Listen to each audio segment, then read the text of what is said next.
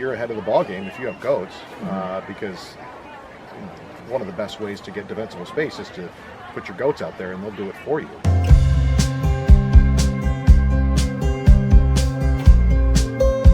Jesse Olson from Mother Udder again, and I'm here with Rick Carhart. Hi. Hi. And what is your position with the fire department? I'm a public information officer for Butte County Fire Department. All right, we got the right person. We'll see. So what we're doing today was we're asking questions about fire safety, but not just fire safety in the regular sense for homeowners, but for homesteaders, people who are raising animals for their own consumption at home. Can you elaborate a little bit more about what that might look like for a homesteader who has, a few goats, pigs, chickens, ducks, that kind of thing? What would you say that a homesteader should? How a homesteader should prepare for a wildfire? Sure. Yeah. So our message to everybody is ready, set, go. Right. And I think that definitely still applies. I just think that some of the, it just tweaks some of the, some of the steps that you take. So first of all, you're ahead of the ball game if you have goats, because one of the best ways to get defensible space is to put your goats out there, and they'll do it for you. So, I mean, we highly recommend, that people do that, not just on a homestead, but there are other uses for them as well. So they do a great job of cutting down that, the ground cover to really, I mean, the ideal size. They're almost like made for our ready, set, go message.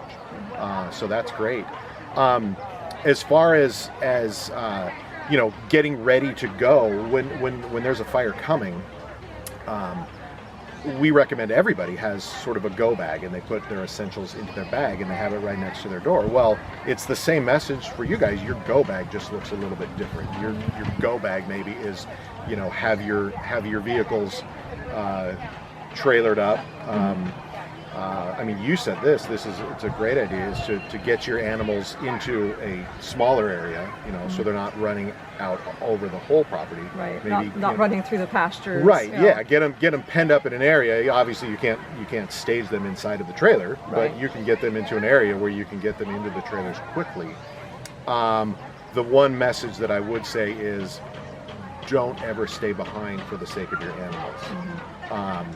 I mean, as much as nobody wants to leave, and especially somebody, who's on a homestead and they literally have everything there, it's still your life, and it's still not worth putting your life in jeopardy for. So when it's time to go, you need to go. And even if that means that you need to go at a moment's notice and you don't have time to get your animals in the trailers, leave your animals behind, because your animals are a lot better at surviving a wildfire than people are. Right. And so there's a really good chance that if you leave your animals behind, that you'll come back and they'll be there.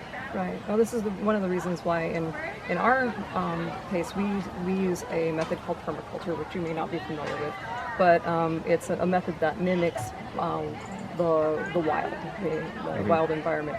Animals don't exist in a vacuum, just turkeys or just deer. Our goats are co-housed with the other animals. So for the most part, not all of them, but most of them graze together. So we have goats grazing with geese and sheep grazing with turkeys, and then we have our pigs grazing with roosters and things like that. So sounds like nature. Exactly, like nature. And so the land that has been cleared previously by the goats is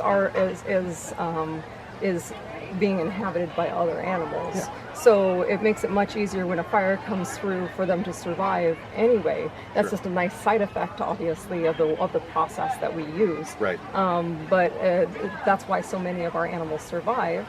And for the animals that weren't being co-housed, we cut fences, open gates, and let them flow into that area, because they hadn't been fed yet. It was really easy to get them convinced to go over where the goats were. Right. And we started with goats. Like you said, goats are the best defense for fire. If you have lots of acreage, the manpower required to clear 10 acres of land when you first move into a property is immense. Yeah. So, and they will do it all. I mean, they won't just eat the grasses, but they'll trim up your trees about as high up as they can reach Yeah. is just exactly about how high that we would like the trees trimmed up anyway. They'll even So, climb in the trees. oh, is that, I didn't know that. But, oh yeah, if they can get into the branches, they'll climb up the interesting, trees. interesting. Yeah, no, Yeah. it's they like to climb. Yeah, So- but I think that, yeah, I mean, just the message. I mean, the instincts that animals have are survival, and you know, so they figure out a way, and they know,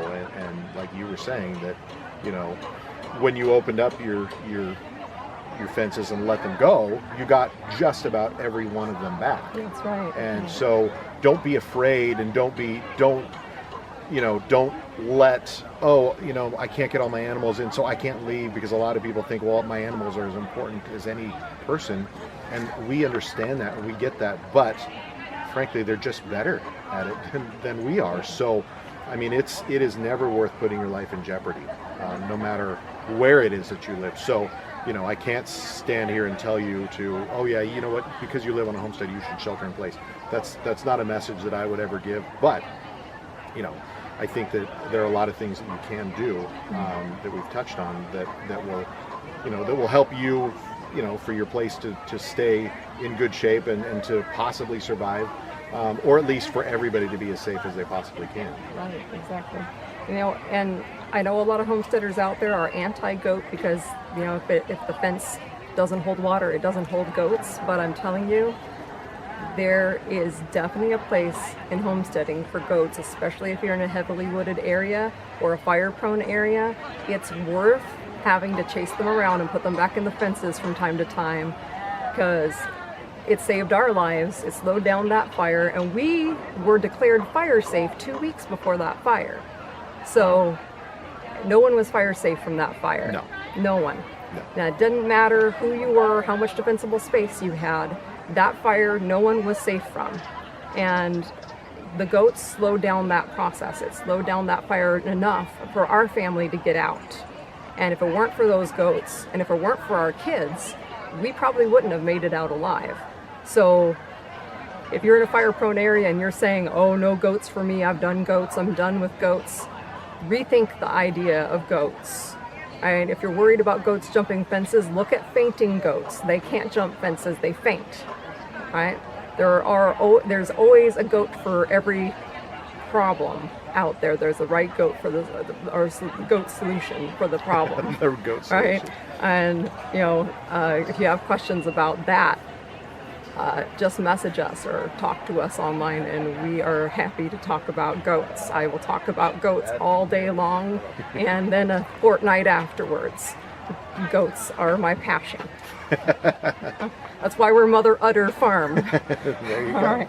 There Thank go. you so much for your time today. Yeah, Really you're welcome. appreciate it. I appreciate you coming up and, you know, and asking me to be a part of this. I think it's fantastic. I mean, what a cool way to, you know, to choose to live, you know, the way that, I don't know, a lot of people would think nature intended, and there's definitely a way to do that in our society today. Yeah. And, you know, obviously you can do it, and you can be as fire safe as possible. Yes, And here you stand, and you're going back, and that's fantastic.